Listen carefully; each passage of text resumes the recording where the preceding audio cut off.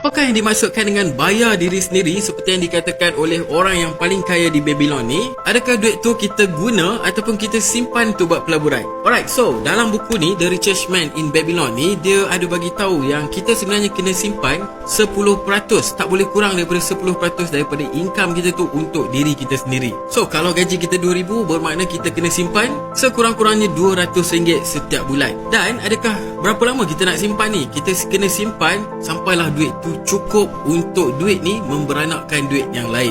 So menurut buku ni, apabila kita ni ada duit, biasanya kita akan guna habis duit kita. Kita akan bayar orang dulu, dan tak ada untuk kita. Dan dia nak kita jadikan habit simpan 10% daripada kita punya pendapatan. Dan apabila kita simpan 90% ni, kita kena cukupkan. Cuba cukupkan walaupun kita rasa sesak. Dan dia confirmkan yang kita confirm akan cukup guna duit 90% tu. Dan setelah kita dah simpan cukup banyak 10% tu, mesti kita akan ada rasa nak buat something. So pada waktu tu kita carilah bisnes ataupun pelaburan-pelaburan yang boleh mendatangkan duit kepada kita. Itulah yang kita panggil sebagai money makes money.